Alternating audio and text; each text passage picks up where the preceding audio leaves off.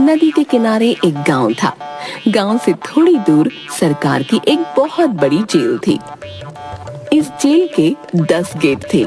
अलग अलग सेल में अपराधियों को उनके अपराध और सजा के अनुसार बंद किया गया था। जेल में सख्त अनुशासन था।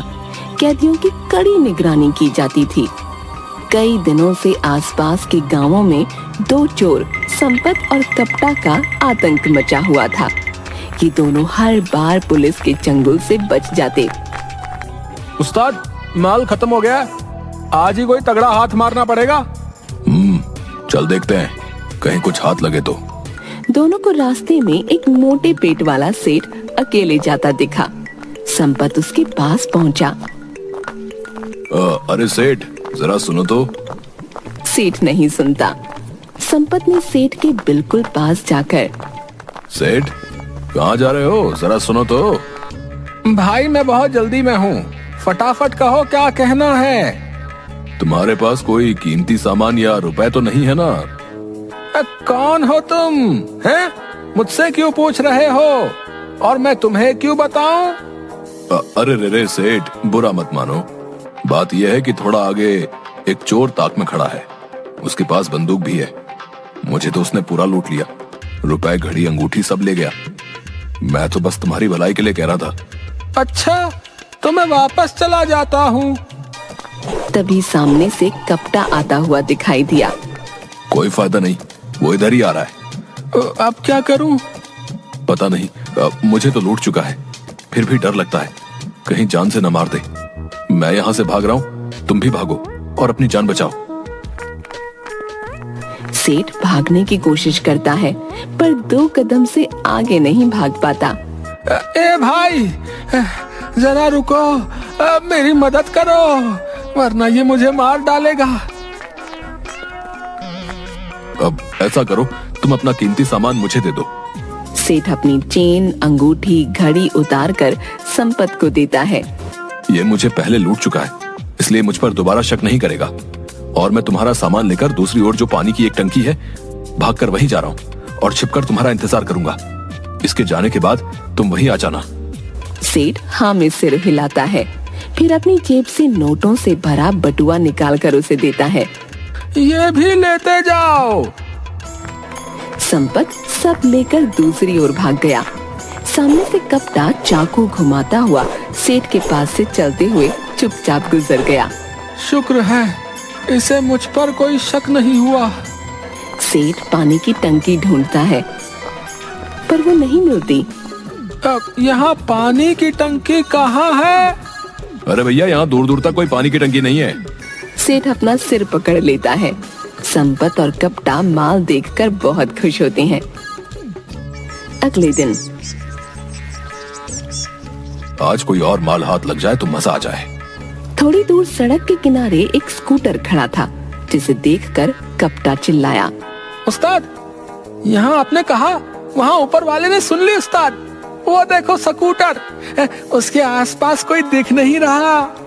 दोनों भागकर स्कूटर के पास जाते हैं। कपटा पहले और संपत उसके पीछे पहुंचा। क्या उस्ताद, हैं? मोटिया गए हो? थोड़ी दौड़ने की प्रैक्टिस करनी पड़ेगी। ओह, ज्यादा बातें मत बना, चल स्कूटर उठा। कपटा स्कूटर पर बैठकर उसे चलाने की कोशिश करता है, पर वो नहीं चलता। अरे क्या हुआ, एक स्कूटर भी नहीं चला सकता है और चोर बना घूम रहा है। इसमें ताला लगा हुआ है उस्ताद। कहकर वो अपनी जेब से एक पिन निकालकर ताला खोलने की भी कोशिश करता है। अबे जल्दी कर, कोई आ ना जाए। उस्ताद, ये हीरो ताला है, हीरो ताला। हाँ, ऐसे नहीं खुलेगा। अबे हीरो हो या जीरो, सब खुलेगा। चल हट, मैं खोलता हूँ। संपत एक बार में ही पिन से ताला खोल देता है, फिर अपनी कॉलर ऊपर करके बाल ठीक करता है। वाह उस्ताद वाह, मान गए। संपत और कपटा ने जैसे ही स्कूटर पर बैठकर उसे स्टार्ट किया, पहले से छिपे हुए सिपाही आ गए। उन्हें देखकर वे दोनों भागने लगे। कपटा तेजी से भाग गया, पर संपत पकड़ा गया। कपटा ने पीछे मुड़कर देखा। उस्ताद को तो पुलिस ने पकड़ लिया है, मैं उन्हें ऐसे छोड़कर नहीं भाग सकता। सोचकर वो वहीं रुक गया और सिपाहियों ने उसे भी पकड़ लिया। वो दोनों को मारते हुए थाने ले गए। अरे पकड़े गए ना बच्चे, हैं? क्या सोच रखा था, कभी पकड़ में नहीं आओगे? अभी मरम्मत भी होगी और कल अदालत में पेशी के बाद सजा भी मिलेगी, समझे? अगले दिन सिपाही दोनों को बड़ी जेल लेकर गए। ये दोनों नामी चोर हैं, इन्हें 2 वर्ष कैद की सजा मिली है। इन दोनों को 7 नंबर सेल में ले जाओ। संपत और कपटा सेल में पहुंचे। वहां पहले से कई अपराधी थे। सिपाहियों ने वहां छोड़कर चले गए। दोनों आगे बढ़ने लगे। तभी पीछे से एक कैदी आया और कपटा के कानों पर जोर जोर से चिल्लाने लगा। वो डर गया। उसने अपने हाथों से कानों को बंद किया और दोनों आगे बढ़े। रात को जेल में खाना खाते हुए कप्तान ने संपत को जेल की जली हुई रोटी दिखाई। याद है वो बचपन का खेल? जेल में आए हो, अब तो जेल की रोटी खानी पड़ेगी, जेल का पानी पीना पड़ेगा। क्या उस्ताद आप भी? रात को सोते हुए एक कैदी ने संपत का कंबल उठा लिया। वो घबरा कर उठा। तुमने मेरा कंबल क्यों लिया? यह तुम्हारा नहीं, जेल का है। तुम क्या इसे अपने घर से लेके आए हो, हैं? इसे मैंने उठाया था, चुपचाप वापस करो। अब ये मेरा है, मैं नहीं दूंगा। देखता हूँ क्या करता है। संपत उसे मारने के लिए आगे बढ़ता है। तभी एक बूढ़ा कैदी आकर बोलता है, कोई नहीं लड़ेगा, समझे? और क्या आधी रात को चिक लगा रखी है भाई, हैं? सबकी नींद खराब कर दी। तुम दोनों चुपचाप जाकर सो जाओ, वरना देखना। हाँ, दोनों चुपचाप अपनी अपनी जगह पर चले गए। संपत बैठा ही था कि धरती जोर जोर से हिलने लगी। बाहर सामान गिरने की आवाजें आने लगीं। पास में सोया हुआ कपटा घबरा कर उठ गया। भूकंप भूकंप! क्या हुआ उस्ताद, क्या हुआ? धरती फिर से जोर से हिलने लगी। तेज भूकंप! इसी तरह फिर से भूकंप के झटके आए और बारिश होने लगी। सभी लोग घबराकर अपनी अपनी जगह पर बैठ गए। सुबह मौसम साफ होने पर एक सिपाही जेलर के पास आकर बोला, सर, ऑर्डर आया है कि कल रात भूकंप से बहुत जानमाल का नुकसान हुआ है। कई घर और सड़कें ढह गई हैं, रास्ते बंद हो गए हैं, तो तत्काल राहत कार्य के लिए जेल के कैदियों को लगाना होगा। मामला गंभीर है, कभी सोचा नहीं था ऐसा भी होगा। ऐसा करो, गंभीर अपराधियों को छोड़कर बाकी सबको कड़ी निगरानी में राहत कार्य में लगा दो। जी सर। तुम सब लोग यहाँ से निकलने के लिए जल्दी तैयार हो जाओ। कहाँ घुमाने ले जा रहे हो भाई? ओ काका, बुढ़ापे में पिकनिक जाना है? लगता है हमारे लिए जेल भी छोटी पड़ गई है। सब हंसने लगे। चुप रहो और ध्यान से सुनो, घुमाने नहीं, तुम्हारे पाप धोने के लिए ले जा रहे हैं। उस्ताद, जेल से बाहर जाने को मिल रहा है, भागने का अच्छा चांस है। हाँ, मौका मिलते ही निकल लेंगे। मैं तुझे इशारा करूंगा, समझ जाना। सभी कैदियों को एक जगह ले जाया गया। वहाँ कई घर ढह गए थे। चारों ओर मलबा ही मलबा था। सभी कैदी मलबा हटाने में लग गए। सिपाही उनकी निगरानी कर रहे थे। तभी अचानक मलबा हटाते हुए एक कैदी जोर से चिल्लाया, जल्दी आओ, जल्दी आओ। क्यों चिल्ला रहे हो? कोई भूत देख लिया क्या? इधर देखो, हाथ हाथ। सभी लोग उस ओर चले गए। मौका देखकर संपत ने कपटा को हाथ से इशारा किया। दोनों सबकी नजरें बचाकर वहां से निकलने लगे। तभी एक सिपाही बोला, अरे ये तो जिंदा है। मलबे से जहाँ से कैदी ने मिट्टी हटाई, वहाँ किसी व्यक्ति की हथेली दिखाई दी।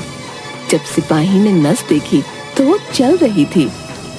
अरे ये अभी तक जिंदा है, सब लोग जल्दी से मलबा हटाओ। ये बात सुनकर संपत रुककर मलबा हटाने लगा। उस व्यक्ति को निकालकर सबने शिविर कैंप में पहुंचाया। उस्ताद, जल्दी चलो ना, इससे अच्छा भागने का मौका दोबारा नहीं मिलेगा। नहीं, तू जा, मेरा मन नहीं है। देख, अभी यहाँ हमारी जरूरत है। हो सकता है हमारी वजह से किसी की जान बच जाए। चोरी चकारी के लिए तो पूरी जिंदगी पड़ी है। क्या उस्ताद, आप जेल आकर महात्मा बन गए? कहाँ इंसानियत के चक्कर में पड़ गए? मैं कहता हूँ यहाँ से चलते हैं। नहीं, मैं नहीं। तुझे जाना है, तू जा। कप्ता हाँ में गर्दन हिला देता है। क्या काका है, तुम्हें अपना बुढ़ापा इस जेल में लड़कर बिताना है क्या? बूढ़ा उसे घूर कर देखता है। चलो यहाँ से भाग जाते हैं। तू मुझे क्यों कह रहा है? तुझे जाना है तो जा। तुम भी चलो, तुम्हें ये छोड़कर जाने का जी नहीं करता। बूढ़ा मुस्कुराने लगा।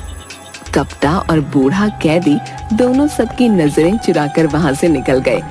संपत राहत कार्य में लग गया। जब वो एक जगह से मलबा हटा रहा था तो वहां से किसी बच्चे के रोने की आवाज आई। संपत एकदम रुक कर चिल्लाया, बच्चा बच्चा बच्चा। सुनकर सिपाही और दूसरे कैदी भी वहां आ गए और सबने मिलकर मलबा हटाया तो देखा कि एक झूले में लेटा हुआ छोटा बच्चा रो रहा था। झूले के ऊपर लकड़ी के एक फट्टे ने छत की तरह गिरकर बच्चे की रक्षा की। ये देखकर सिपाही बोला, जाको राखे साइया, मार सके ना कोई। संपत ने बच्चे को झूले से निकालकर गोद में ले लिया। तभी दूर से एक औरत भागते हुए आई और उसने बच्चे को संपत से ले लिया। मेरा बच्चा, हे भगवान, तेरा लाख लाख शुक्र है, तूने बचा लिया। मैं इसके बिना कैसे जीती। उसने वहां सबको हाथ जोड़कर धन्यवाद किया। तभी दूर से कप्ता और बूढ़ा कैदी वापस आते हुए दिखाई दिए। वापस क्यों आ गए? उस्ताद, सारे रास्ते बंद पड़े हैं। कहीं फंस जाते तो दाल रोटी के भी लाले पड़ जाते। सोचा वापस चलकर थोड़ा पुण्य ही कमा लें।